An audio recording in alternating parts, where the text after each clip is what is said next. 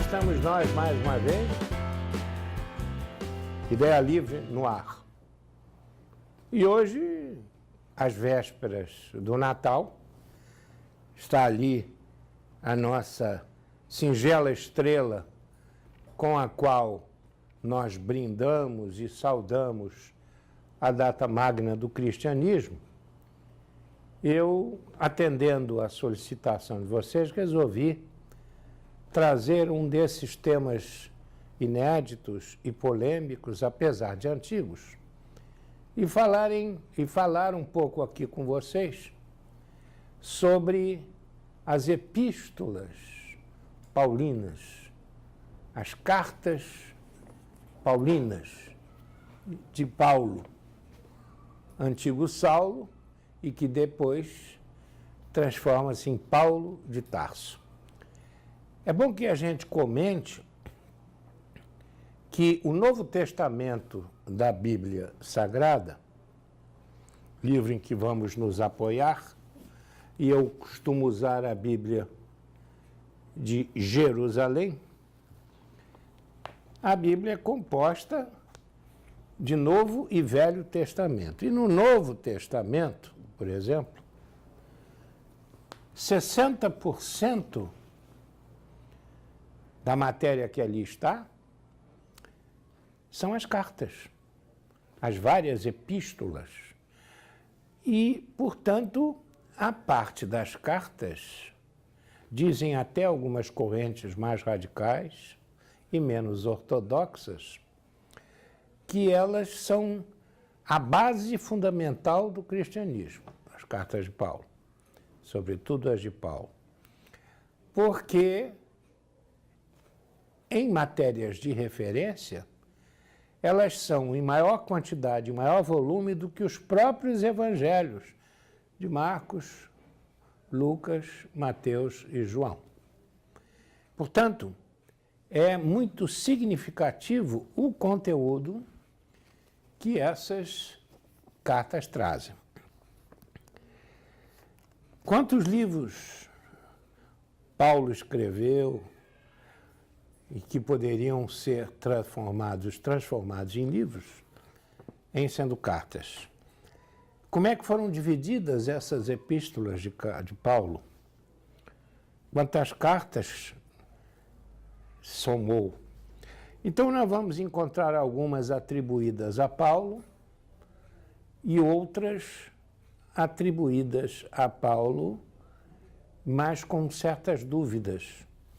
Nós vamos encontrar a carta aos Romanos, a primeira aos Coríntios, a segunda aos Coríntios, aos Gálatas, aos Efésios, aos Filipenses, aos Colossenses, a primeira de Tessalonicenses e a segunda, que tem em dúvida se seria atribuída a ele, a primeira de Timóteo, a segunda de Timóteo, carta a Tito, carta a Filemon, né?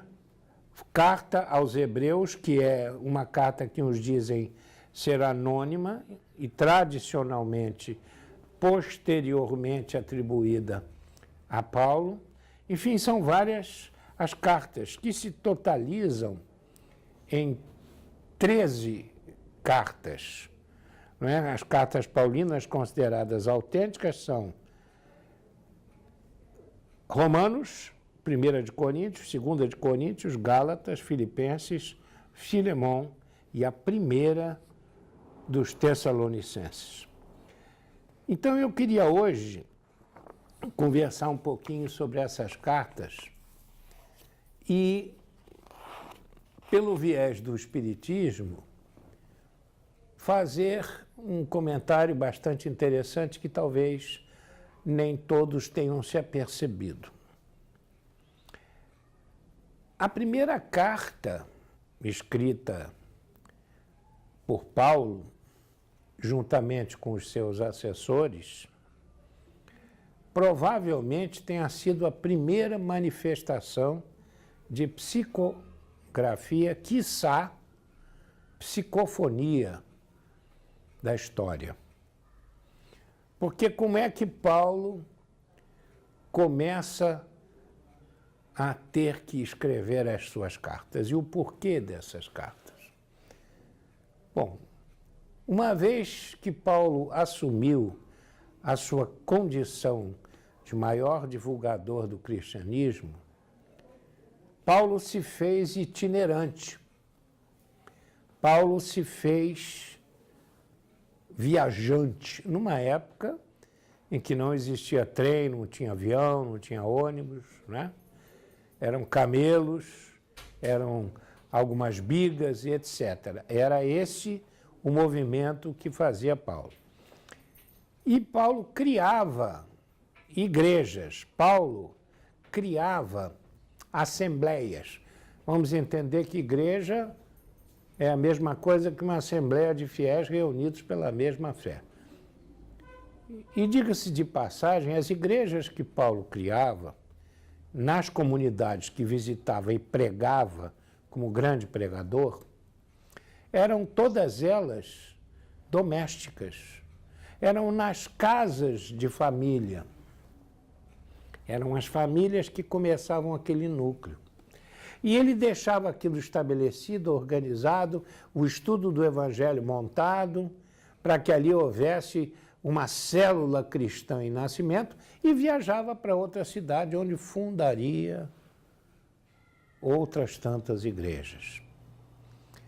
Há um determinado momento, eu acho até que pela própria logística, que Paulo não consegue, mesmo querendo, dar conta de todas as dificuldades que essas igrejas, essas comunidades demandavam. Porque uma vez constituído um grupo, o ser humano é o ser humano, começavam as celeumas, as contendas, os cismas, as questões difíceis de serem respondidas. Se nós transportarmos essa realidade para os dias de hoje, nas nossas casas espíritas, por exemplo, não é muito diferente. Por que não é diferente? Porque as contendas persistem, os cismas persistem, as dúvidas e as questões permanecem. E Paulo não tinha condição de estar pessoalmente, sem o dom da ubiquidade. Paulo não tinha condições de estar o tempo todo presente, a resolver questiúnculas do seu próprio povo, cristãos que estavam nascendo. Há um determinado momento, na igreja, se não me falha a memória, de Corinto, nessa igreja, Paulo, como um ser humano, desfalece. Ele desfalece, fraqueja, começa a se sentir impotente para resolver todas as situações em que ele precisava resolver. E, de repente, fraqueja, começa a se sentir choroso e triste, mentalizando mestre amado, mestre Jesus, não estou dando conta do serviço. Meu serviço não está a contento. E Paulo, então, foi tomado por uma claridade branda e suave, que fez com que ele percebesse que provavelmente ali seu grande mestre, que era Jesus, estaria presente. E ele se emocionou muito, entrou num estado de euforia e calma, sendo envolvido pela egrégora daquele ambiente. E Jesus, então, faz com que ele ouça e saiba a sua vontade. Paulo, Não tentes fazer o que é impossível. Continua fazendo o teu serviço condignamente. Trabalha e confia. Paulo, como que demonstrou não entender muito o que ele estava ouvindo do seu grande mestre. E Jesus complementa. Você pode resolver todas as coisas que você tem que resolver com as forças do Espírito. Com as forças do Espírito. Paulo demonstra uma certa perplexidade. Então ele diz, podes escrever as tuas igrejas, mas não te preocupes. Eu vou colocar muito próximo a você teu irmão Estevão. Estevão já tinha desencarnado e fora perseguido por Paulo, lá atrás. Então eu vou colocar Estevão ao seu lado e eu, Jesus, vou ditar para você as coisas importantes que você deve escrever através de Estevão, que estará ao seu lado. Paulo se sente revigorado, compreende finalmente o recado, assume uma nova postura e aquela luz branda como que se aplaca, como se Jesus tivesse deixado aquele espaço.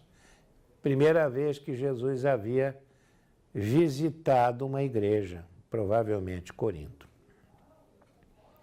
No dia seguinte, começam a chegar pedidos incríveis a Paulo. Aqui estamos na igreja tal, na comunidade tal, estamos cheios de problemas com questões que não podemos responder, com pessoas que estão tumultuando a verdade cristã e etc.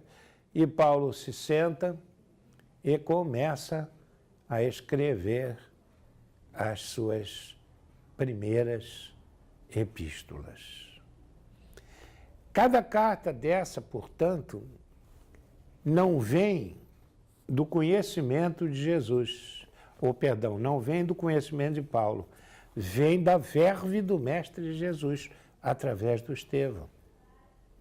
E, portanto, eram grandes aconselhamentos, cada uma das epístolas tratava umas de fé, outras do sacerdócio cristão, outras do comportamento que os cristãos deveriam ter a partir do momento que se assumissem cristãos, outra do convívio, das regras do bom convívio, etc, etc e etc. Estas cartas, uma vez estudadas, uma vez desenvolvidas, uma vez praticadas, como se hoje fôssemos nós, os membros das igrejas que as receberam naquele momento, melhora a nossa vida, melhora o nosso convívio. E se nós mergulharmos no estudo das epístolas ou cartas, nós vamos encontrar grandes saídas e soluções para as nossas dívidas, para as nossas dificuldades. Porque o difícil hoje não é praticarmos a religião, não é atendermos ao grande público que vive um grande sofrimento. Estamos chegando às portas do Natal, nossa estrela celebra o momento crístico do calendário cristão, no momento em que o Brasil está muito sofrido, muito conturbado. As pessoas estão vivendo um momento de perturbação gigantesco, muitas se sentindo sem saída. Então, esse talvez fosse um bom momento para que nós invadíssemos as epístolas paulinas e buscássemos retirar delas os ensinamentos importantes que temos. Elas nos dão os subsídios para que nós possamos administrar nossas vidas em convívio com outras pessoas, nossas vidas em família, nossas vidas junto com os nossos companheiros de fé, das nossas religiões, das nossas casas religiosas, dos nossos centros espíritas, das nossas igrejas. O ser humano não se alterou moralmente de uma forma tão intensa como a gente gostaria que tivesse de 2000 anos para cá. De Jesus para cá, nós crescemos muito, muito em termos culturais, em termos tecnológicos. Mas em termos morais, me desculpem, nós não crescemos tanto assim. Talvez tenhamos sofisticado as armas, mas ainda as mantemos. Talvez nós tenhamos diminuído o tamanho das armas e colocando um poder letal maior a essas armas. Mas nós não deixamos de usá-las contra os nossos irmãos. Então ainda carecemos do velho Paulo. Ainda carecemos, porque o Paulo, na verdade, foi o porta-voz, cujo comunicante foi Estevão, nessas cartas, cujo autor foi Jesus.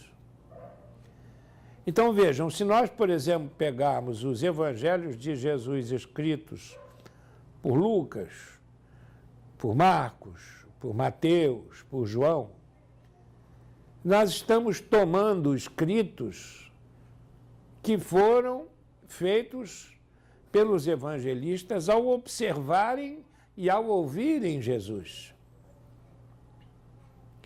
Mas as cartas, Jesus as revelou a Estevão para que Estevão pudesse passar a Paulo, para que Paulo pudesse transcrevê-las no papiro e as encaminhasse às igrejas. E era de tal ordem o teor e a responsabilidade dessa comunicação que Paulo, desde o início, quis se cercar de outros ajudantes. Porque ele dizia, o dia que eu não estiver bem, e, portanto, não sintonizar-me bem com o Estevão, que já está desencarnado ou morto, eu não posso impedir que as cartas continuem chegando. E, portanto, eu trabalharei com esses meus irmãos próximos que possam me substituir numa eventualidade como essa. Olha que interessante. Olha a responsabilidade de Paulo com relação ao que vinha. E isso mostra que nós não podemos nem devemos administrar quaisquer das nossas tarefas ou missões sozinhos, sem apoio, sem a presença, sem um colegiado, ainda que seja pequeno.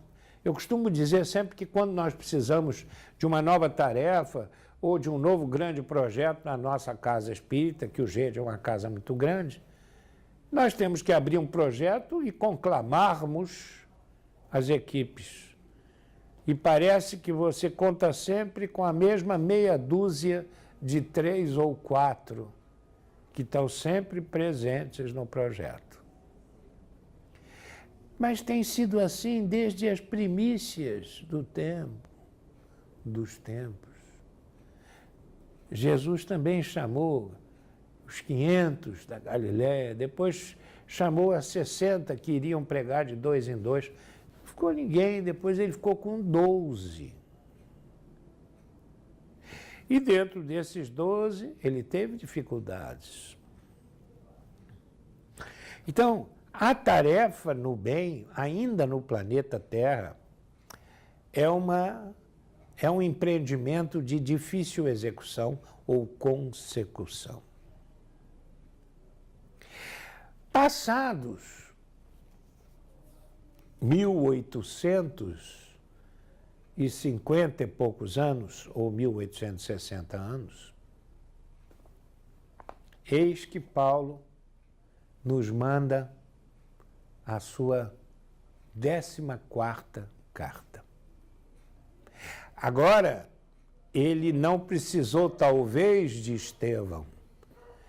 Ele se reuniu, já desencarnado, Paulo, a uma médium que fazia parte de todos os médiuns que trabalhavam na codificação kardeciana do Espiritismo.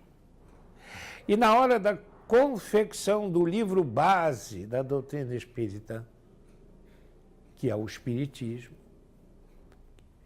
o livro dos Espíritos, o livro fundamental, eis que Paulo deixa lá a sua 14ª carta. E é sobre essa 14ª carta que eu vou querer mostrar a vocês. Está no livro dos Espíritos. A epístola última de Paulo de Tarso. No seu livro 4º, capítulo 2, podemos ler o seguinte. Esse capítulo 2 tem a ver com as penas e gozos futuros. Então vamos ler para comentar. Abro aspas para Paulo, apóstolo. Gravitar para a unidade divina, esse é o objetivo da humanidade. Para atingi-lo, 3 coisas lhe são necessárias: a justiça, o amor e a ciência. 3 coisas lhe são opostas e contrárias: a ignorância, o ódio e a injustiça. Pois bem, em verdade vos digo que mentis a esses princípios fundamentais ao comprometer a ideia de Deus com o exagero de sua severidade e duplamente comprometeis, deixando penetrar no espírito da criatura o pensamento de que ela possui mais clemência, mansuetude, amor e verdadeira justiça do que costumais atribuir ao ser infinito. Destruís mesmo a ideia de inferno, tornando-a ridícula e inadmissível as vossas crenças, como o é para os vossos corações o horrendo espetáculo das execuções, das fogueiras e das torturas da Idade Média. Mas como? É quando a era das represálias cegas já foi superada pelas legislações humanas, que esperais mantê-la numa forma ideal? Oh, crede-me. Crede-me, irmão em Deus e em Jesus Cristo. Crede-me, ou resignai-vos a deixar perecer nas vossas mãos todos os vossos dogmas, para não permitir a sua alteração, ou então verificai-os, abrindo-os aos benefícios eflúvios de que os bons espíritos derramam nesse momento sobre eles. A ideia do inferno, com as suas fornalhas ardentes, com suas caldeiras ferventes, pôde ser tolerada ou admissível num século mitológico. Mas no século XIX não passa de vão fantasma que serve apenas para amedrontar as criancinhas e no qual estas mesmas já não acreditam quando se tornam um pouco maiores. Persistindo nessa mitologia apavorante, engendrais a incredulidade, origem de toda desorganização social. Vou repetir, a desorganização social é originada pela incredulidade. Eis porque tremo ao ver toda uma ordem social abalada e ruir sobre as próprias bases por falta de sanção penal. Homens de fé ardente e viva, vanguardeiros do dia da luz, ao trabalho, pois os conclamamos.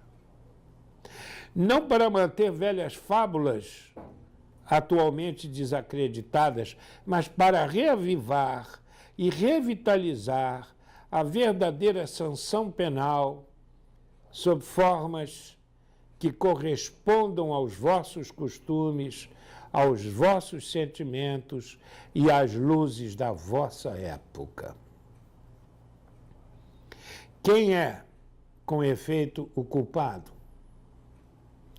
É aquele que, por extravio, por um falso impulso da alma, se afasta do objetivo da criação, que consiste no culto harmonioso do belo e do bem, idealizados pelo arquétipo humano, pelo homem-deus, por Jesus, o Cristo.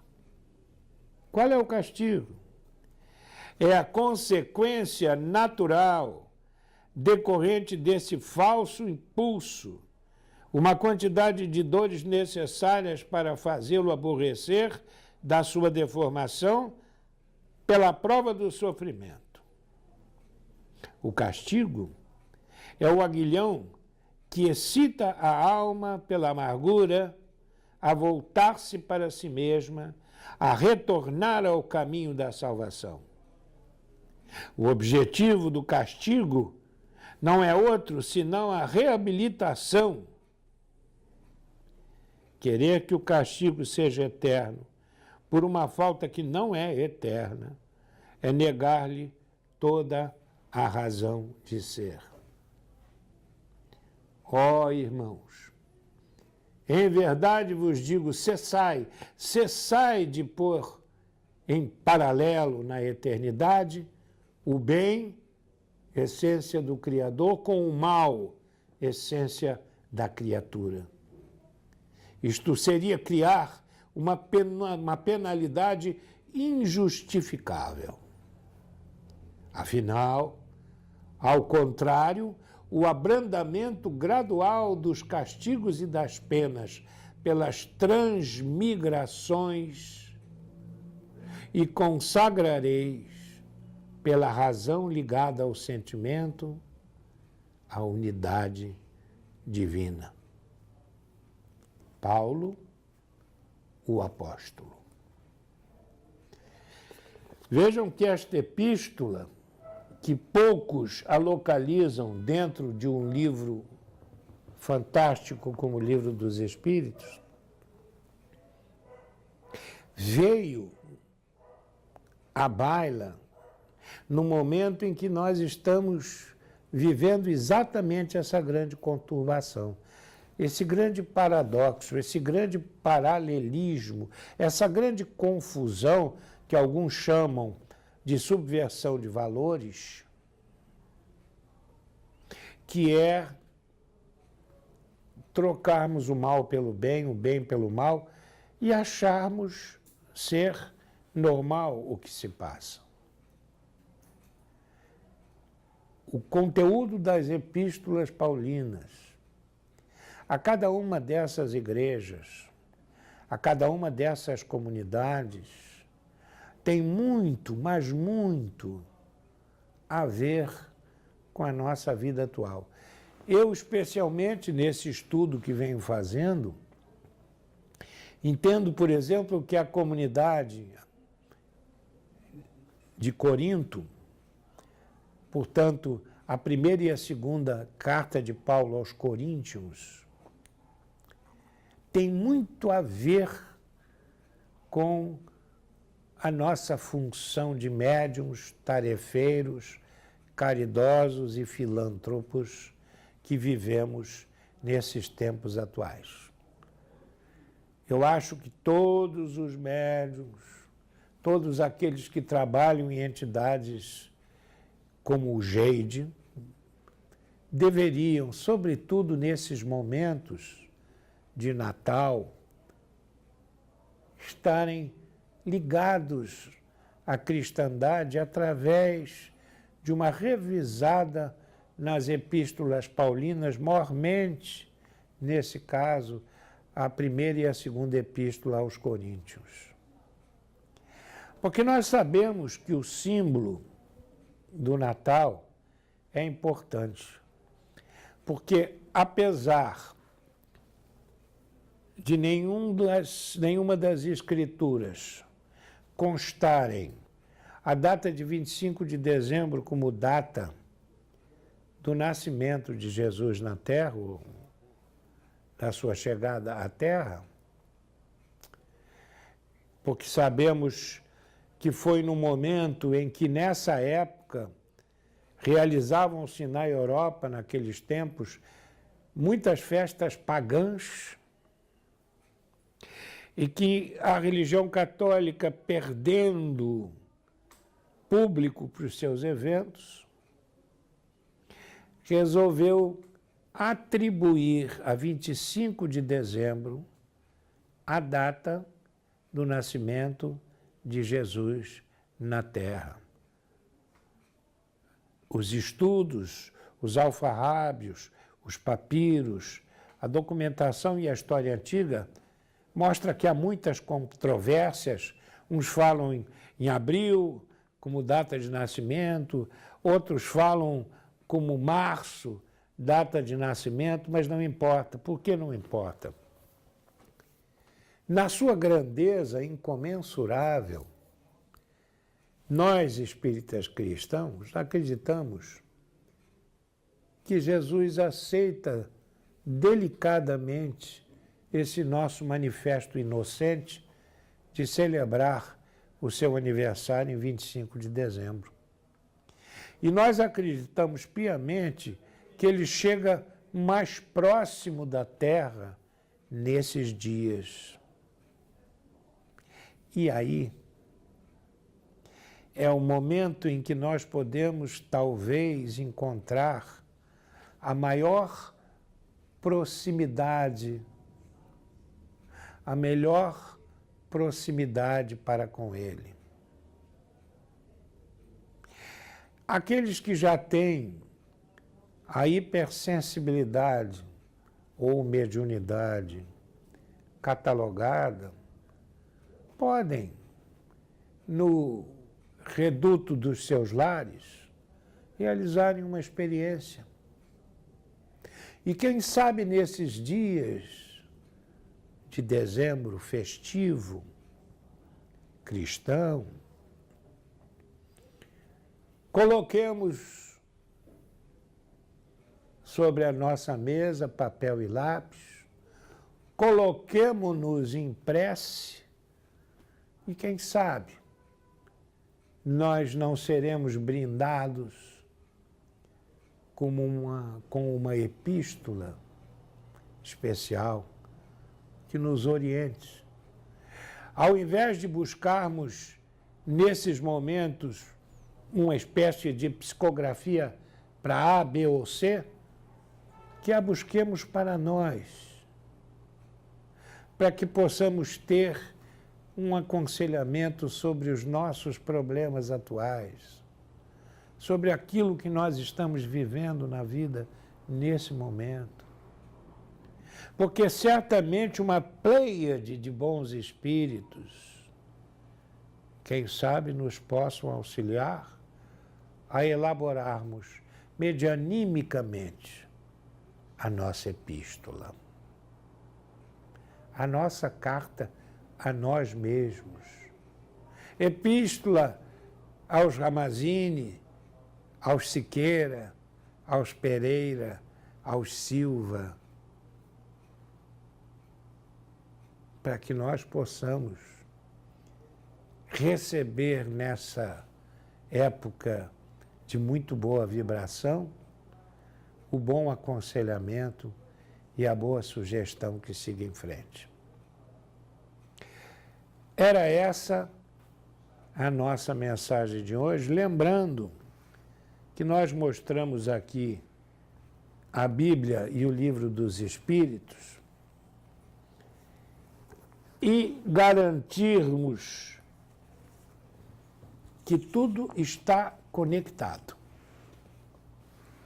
Tudo está conectado. Nada está dissociado. Portanto, a ideia livre, que norteia o programa Ideia Livre, nos quer abertos para essas conexões aparentemente estranhas e até dicotômicas, mas que podem nos trazer o alento para que possamos superar esses dias difíceis. E é esse o meu desejo e o desejo do programa Ideia Livre e do GEID, Grupo de Estudos Integrais Demétrios e Grupo Espírita Irmão Demétrios, a todos vocês, espectadores, nesse dezembro. Claro, vamos festejar com os nossos familiares o nosso Natal. É lícito, é bom, é prazenteiro. Mas que não nos esqueçamos de que ele nasceu numa manjedoura, vestiu andrajos, não pregou dentro das sinagogas, não tinha onde recostar a cabeça e, sem ter merecido, morreu numa cruz por todos nós. Pelo menos nesse Natal, tentemos mudar a nossa frase de salvação. A nossa frase, de saudação, não, que é de salvação também, mas eu diria de saudação. Ao invés de dizermos Feliz Natal com Jesus, quem sabe a gente deva dizer um ao outro, Feliz Jesus no seu Natal, no seu Natal. Feliz Jesus no Natal de cada um de vocês. Livres. E que o ano que vem possamos recolher para nosso gáudio e alegria todas essas ideias livres que pululam pelo ar. Ideia Livre continua, permanece por aí. Até breve. Até de repente, Feliz Jesus no seu Natal.